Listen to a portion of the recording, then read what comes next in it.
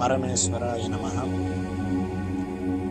ఓం శ్రీ సర్వమంగళమాంగళ్యే శివే సర్వార్థసాధికే శరణ్యే త్ర్యంబకే దేవి నారాయణీ నమోస్తుతే.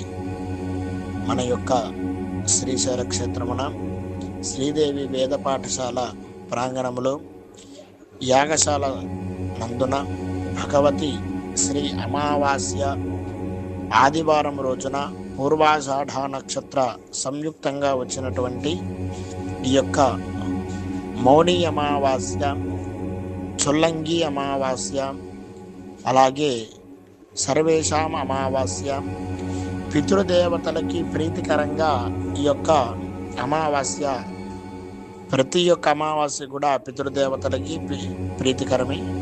కాకపోతే ఈ అమావాస్య ఆదివారం అమావాస్య రావటం వల్ల విశేషమైనటువంటి శక్తి కలిగి ఉంటుంది.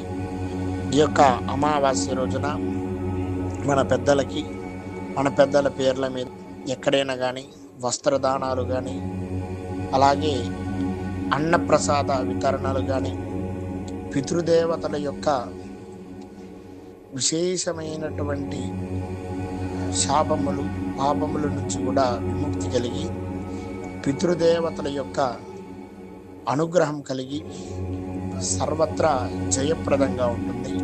కనుక ఈ అమావాస్య చాలా శ్రేష్టమైనది. మనము మహాలయ పక్షాల సమయమున అమావాస్యని మహాలయ అమావాస్యగా చాలా వేడుకగా పితృయజ్ఞాలు చేసి తర్పణాలు వదులుకొని పితృదేవతలకు తృప్తికరంగా బ్రాహ్మణులు పిలిచి బ్రాహ్మణుడి యొక్క పాదాలు కడిగి యథాశక్తిగా ఆ యొక్క అమావాస్య రోజున మనమంతా కూడా చేస్తున్నాం.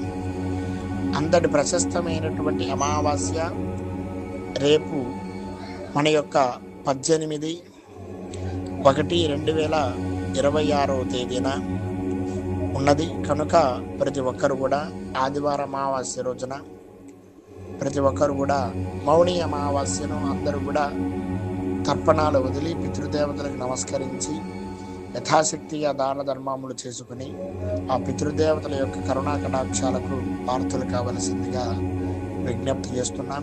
అలాగే మన యొక్క సద్గురు సంస్థ వాళ్ళు చేస్తున్నటువంటి ప్రతి అమావాస్య రోజున చేసేటువంటి గోపూజ, గణపతి పూజ, మంటపారాధన, అలాగే రుద్ర కలశ స్థాపన, తర్వాత లక్ష్మీ గణపతి హోమము, మృత్యుంజయ హోమము,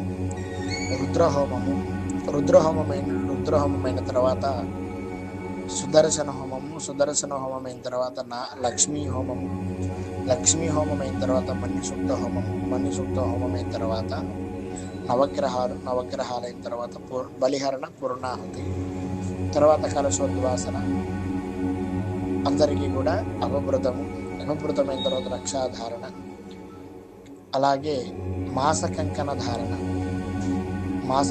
ధారణ చేసి వచ్చినటువంటి భక్తులందరూ కూడా ఈ యొక్క మహత్తరమైన కార్యక్రమంలో పాల్గొని అమ్మవారి యొక్క దివ్యమైన కరుణా కటాక్షాలు పార్చలవుతూ మనకున్నటువంటి కలి ప్రభావాన్ని నివారించి సమస్త శోభాయమానమైనటువంటి సుఖ సంపత్తులు కలగాలని మనసారా అందరినీ కూడా మనఃపూర్వకంగా ఆశీర్వదిస్తూ శతమానం భవతి శతాయ పురుష స్థితేంద్రియ ఆయుష్యేవేంద్రియే ప్రతిష్టతి.